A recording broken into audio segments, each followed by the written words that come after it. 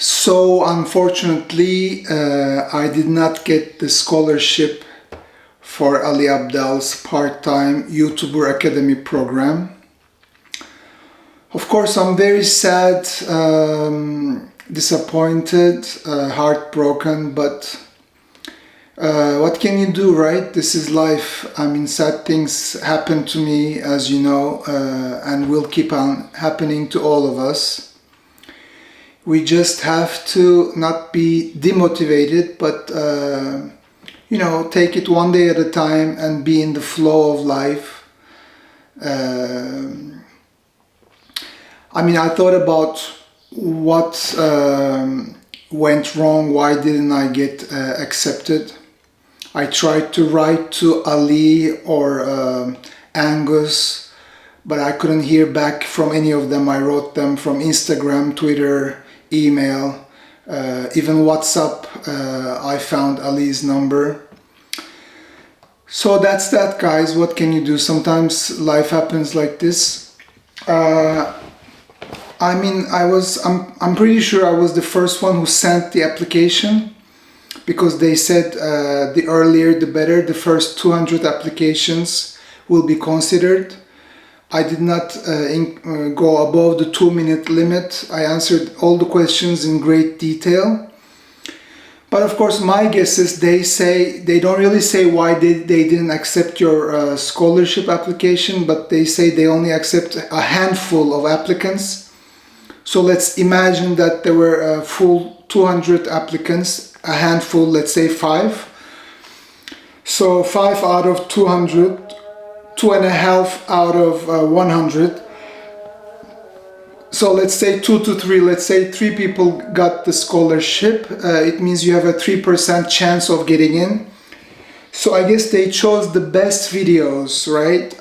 And because I don't know how to edit videos, how to put in text animations, color graphics, or B-rolls, or I mean, I did put in some music, but it was just a talking head video like this. I guess some people made such great videos that they were like, wow, I mean, this is so much better. We have to give the scholarship to these applicants. But then again, you're applying how to be a YouTuber, so how come you know all the editing and filmmaking? Well, I guess those people who learn themselves by free YouTube videos, they are luckier, and they deserve, of course, the scholarship. There's nothing I can say about that. It's like the more you get into this YouTube thing, the more you understand how difficult it is really to become a successful YouTuber. To have a lot of followers, you know, and you know, and this is what it is. I mean, you know, those things just happen. You have to keep on learning. You have to keep on getting better, and so is life, right?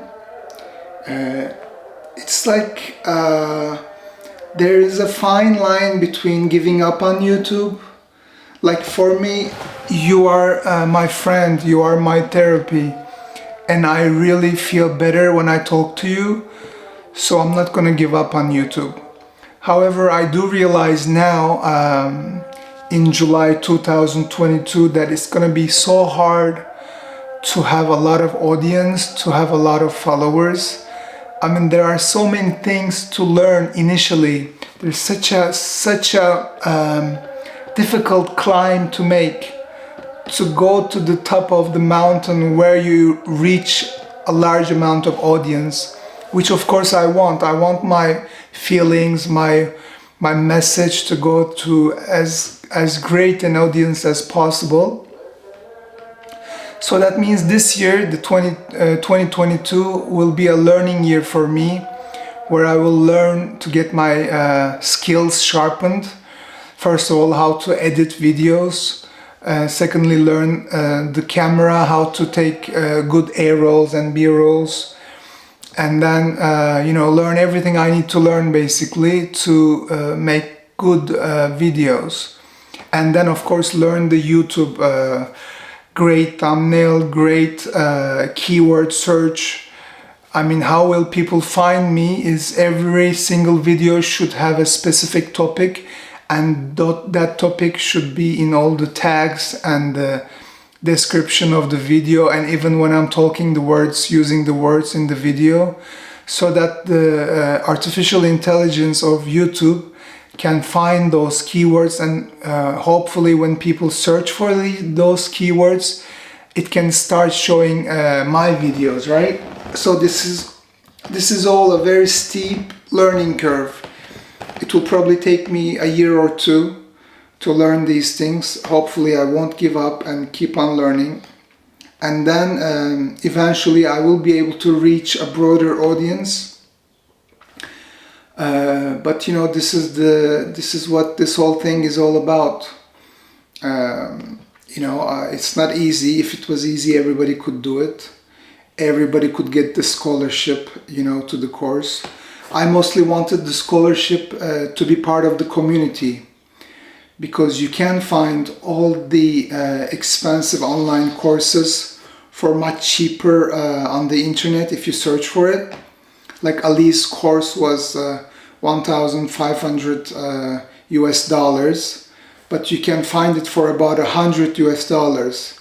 A lot of people take the course, pay for it with their credit card, and then at the end of the month they record it, of course, and then at the end of the month they just say, I want my money back. They get the refund, and then they open a different website where they sell those courses for a fraction of the price, you know, almost 1/10 the price.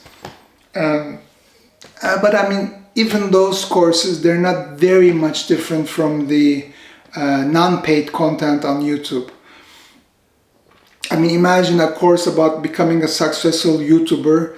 There's only so much you can say.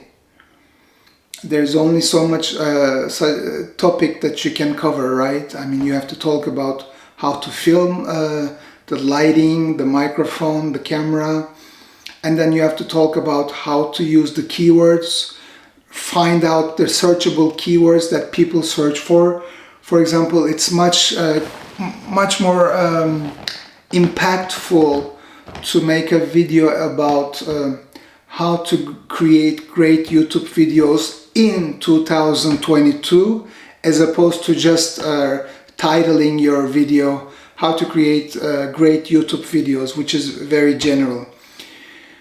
You have to look at YouTube and Google to see what people are searching for. You can use keyword tools such as TubeBuddy to find out rankings, who is searching for, how many people are searching for what kind of title keywords. You can use those tools to help you with the keyword selection. And then you have to make nice thumbnails and a nice copy of the description so that people will actually click. So first, what really matters is the keywords that are searchable, so that YouTube will show you to people. And then thumbnail and description, which will make people click. And once they click, to have the view time, you have to make interesting and grabbing content, right? In which case editing comes to play. If this was a voiceover with a cool video, like me, I don't know, filming like while I'm working on YouTube editing, it would probably be more interesting to watch, right? Maybe 80% of the people who clicked on this video will not watch until the end. However, if it was more B-rolls, cool music, more faster cuts, a higher speed, with no breaks in between, more people would probably watch it because they wouldn't be bored, because the attention span is so little on YouTube. So this year and maybe next year will be the learning years for those things for me, while I deal with the disease of my mother, which really worries me every day. I wake up and I go check her out to see if everything is okay. I mean, there are so many problems in life. that that makes us sad, and that makes us not perform at our higher level at 100%. So we just have to get used to those things, right? So that's all I wanted to say. I did my best with my current skills. Of course, if I knew how to do cooler B-rolls, how to paste them together, how to do texts, I could have made a better Ali Abdaal scholarship application video, and maybe that would get me in. But this is a learning curve. It's okay. I did the best I could with the skills I have, with the time I have, with the responsibilities I have. So, we'll see what happens next. And I will keep you posted. See you. Bye.